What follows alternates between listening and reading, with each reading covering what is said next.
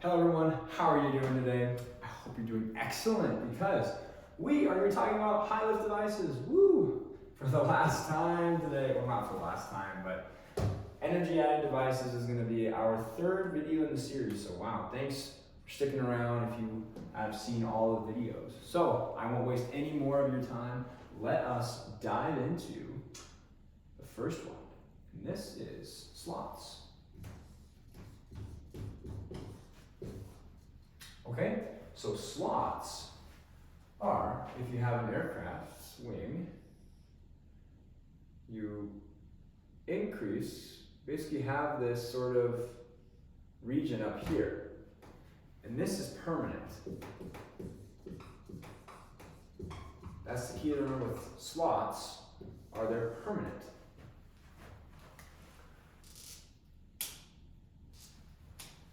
So, with the permanent slot, for example, this allows airflow from the bottom of the wing to enter the top and re-energize the airflow. So we have slots, see, allow airflow from bottom, from the B up to the U, the upper section of the wing. There we go. So these slots are permanent and they allow airflow from the bottom of the wing up to the upper portion of the wing. And this is the key thing, hint, hint, at high angle of attacks. Okay? So at high angles of attack, this allows for airflow from the bottom of the wing up to the upper surface of the wing. And it allows it to re-energize the airflow. Because of that high pressure, remember we talked about before in those other lectures, we have that low up here, we have the high down here. It's allowing that high pressure to get up and re-energize that airflow to keep it staying on, okay? To keep it staying on the wing. All right, so these are slots. We can draw also, just like what we did with flaps, we have coefficient of lift, we have angle of attack, right? And when we have without slots, that's what it looks like. There's our dots. And then with slots, it goes up like this. So we increase both. So we increase coefficient of lift and we increase the critical angle of attack. So let's say AOA crit. All right? So we do both. So these are much better when it comes to increasing coefficient of lift and increasing the angle of attack, the critical angle of attack. Okay, so what's the cost, right? What's the result? So the result is we have no pitch change, unlike flaps, and we have we have small drag. And this is at low angles of attack. Okay, so at low angles of attack, we have no pitch change and we have small drag. Let me separate that. So these are all separate. So airflow allows airflow from the bottom of the wing up to the upper surface at high angles of attack. So when you're not using them, and because they're permanent, it's no pitch change, but it does have a small increase in your drag. And remember, slots increase coefficient of lift, they increase the angle of attack, the critical angle of attack. Okay, let's talk about slats. Okay, let's talk about slats now. Now they sound very similar to slots, but they're different. So slats are a deployable form of an energy manager or energy adder. So this is what it looks like when it's deployed. See how it kind of extends out and increases? So when you have slats, it energizes the airflow, and this is accomplished by changing the camber, all right? Changes the camber, and it energizes the airflow.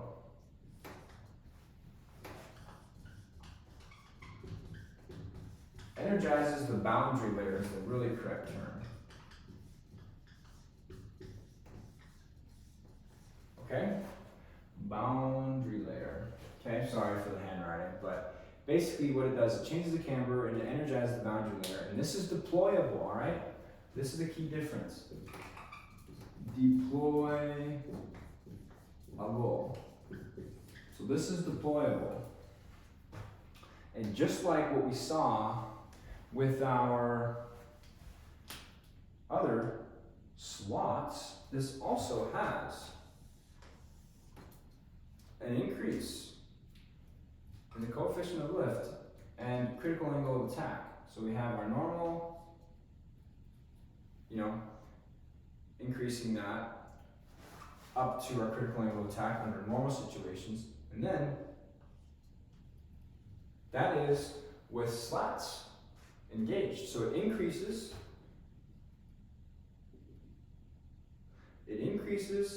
our coefficient of lift and increases our angle of attack, critical angle of attack. Okay? All right, so now let's talk about what's some of the costs, right? What's the result? So, just like how we talked about with slots, let's talk about results. So, with regard to the results, we have no pitch change, just like before, but the difference is this has no drag. Does not equal drag, even at low angles of attack. And that's because this is deployable, right? Deployable. Key difference. So really, most aircraft that are transport category are pretty large. They're gonna have slats. They're gonna be able to deploy. And this is on landing, all right? On landing. And then sealed for takeoff, okay? It's sealed for takeoff, but it's deployed on landing. And it changes the camber, and energizes the boundary layer, and increases the coefficient of lift, and increases the critical angle of attack. Results in no pitch, and does not increase any drag when you're at low angles of attack.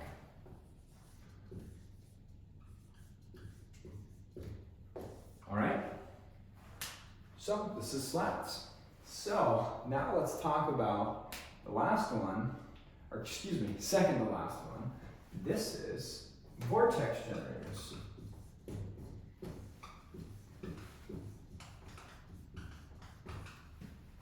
Okay? Vortex generators. What are they? I know you've heard them. Probably have heard of them, but you may not know exactly what they do, and that's perfectly good, because you come to the right place. So on a wing, these vortex generators look like this. They're a little opposite, almost looks like an airfoil shape. And they're just strewn along the wing. And what happens is these little fins kind of look like this. Something like that. And then if this is like a wing viewed from the side angle, this is kind of what they look like. And so what happens is, as the air is laminar, they're stacked on top of each other, they're flowing, what happens is it goes over these and it rolls it. As it goes over and rolls, it increases its velocity because it's rolling. Because of that rotation, it actually energizes the airflow over the wing and produces more lift. Okay? it allows it to stay on so you can increase your angle of attack and still produce lift. That's what I mean by that. So it's rolling, it's increasing your velocity, it's rolling over the wing. So I thought, you know, if you're asking me, hey Forrest, I thought that turbulent airflow is dead, aerodynamically dead. Well, that is true, but there are two definitions of turbulent. We have actual turbulent dead airflow, and that has burbling. Okay, that's like bubbles. And then we have turbulent, which is not laminar. Okay, that is still alive. Okay, so this is when it's alive. This is turbulent, but it glues it to the wing almost. So it's allowing these areas that have the vortex generators, these little fins, to strip up the airflow, causing it to rotate, which increases velocity,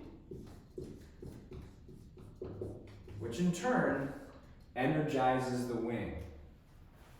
So energizes the wing.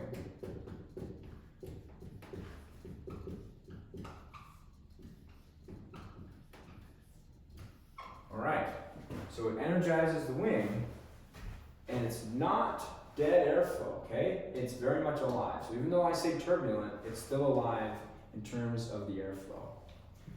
So you might also see these, let's just say we have a wing here.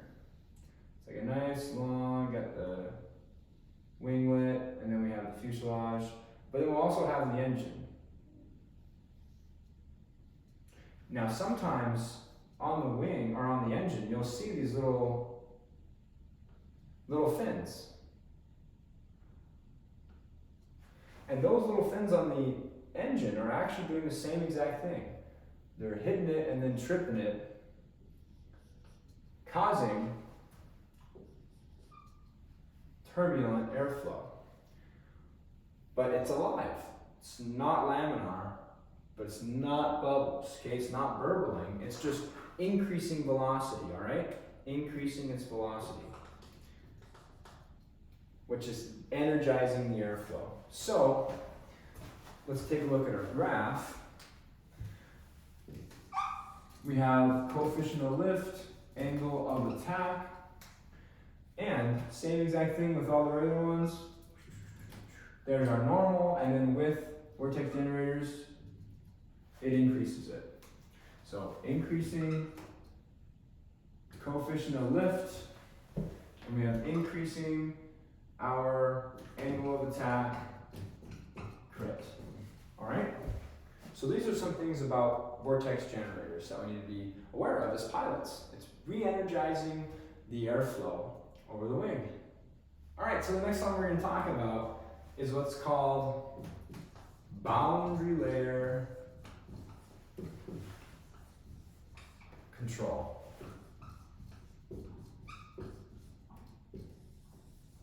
All right, so boundary layer control, or BLC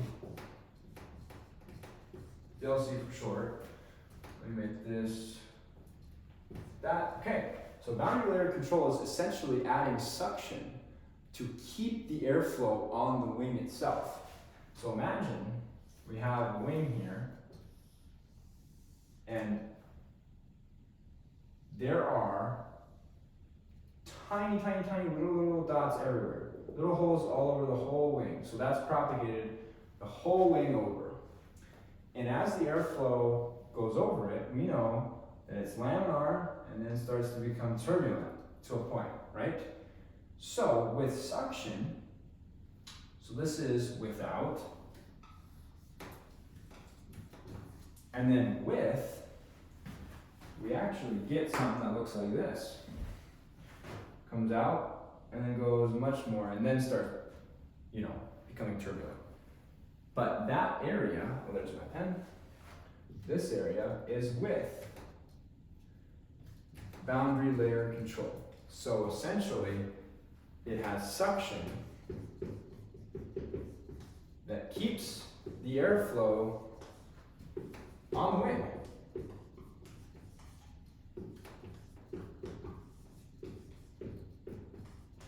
So it keeps it on the wing and it enables it to stay attached with it activated. So this is something that'll energize the wing, and these were introduced at the F4 Phantoms, actually, the first ones to start developing this.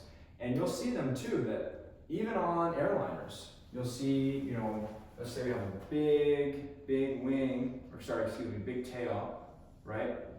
And there'll be little doors that'll suck in air, and there'll be all this little perforations, and it'll pull the airflow over. So it can have suction, but it can also blow. It also blows. And that blowing of the air coming out can actually also re-energize the air flowing over the wing. So we have suction that pulls it down, or we have airflow blowing up that is actually causing it to increase its energy. So remember, this is why sometimes you may actually get a benefit by having little holes in the wings. You're like, oh, that's crazy. Like, why would I have holes in the wings? But they're so tiny that even water has a hard time going through. But those holes can allow air to come out or allow suction to come down. And so basically it's keeping the airflow attached and re-energizing it. So this is the same thing with boundary layer control. Okay, so you're doing great so far. You made it this far in the video. Thank you for sticking with me. The last two things I want to talk about are droops and cuffs. So droops, you have a wing, and normally we have high pressure, low pressure, right? High to low gives us our upward, but then that high pressure is going to want to come back and find that low pressure, and we get that vortex. All right, and that's going to spoil lift. It's going to spoil and disturb the airflow. So to fix this, we have a droop, which is basically preventing the high pressure from, still produces the wingtip vortice, but instead of it being on top of the wing, it's actually going to go away, and it's going to be out of the way, so that the low pressure is still, that's kind of a funky L. The low pressure is still going to be pretty much unaffected by this. So that's what droops are. And then let's talk about cuffs. So like with that, we have a wing and we have this plate that kind of stands there. It's like a wall. And this is preventing, so we have the high pressure underneath, we have the low pressure, and it's preventing a contamination between air flowing in different areas of the wings. So it's basically blocking them from kind of colliding and mixing with each other. So to give an example of why we would need that is if you were to deploy flaps, let's just say here, right? So if flaps are deployed, this airflow could actually spoil air over here. Or vice versa. You could deflect things on the other side and it could spoil. So having a boundary, a wall so to speak, is actually going to prevent, for example, when you deploy flaps from interfering with other parts of the wings that it wasn't intended to interfere with. So those are cuffs and these are droops. Okay, you did it. You survived high lift devices. Man, this was a doozy. Trust me, I'm right there with you. It's a lot of information, but just remember, you got this, okay? You got this. So thank you so much for watching. I hope you have a wonderful rest of your day, night, evening, wherever you are. And remember, stay cool, fly safe, and hey, have fun. Thanks so much.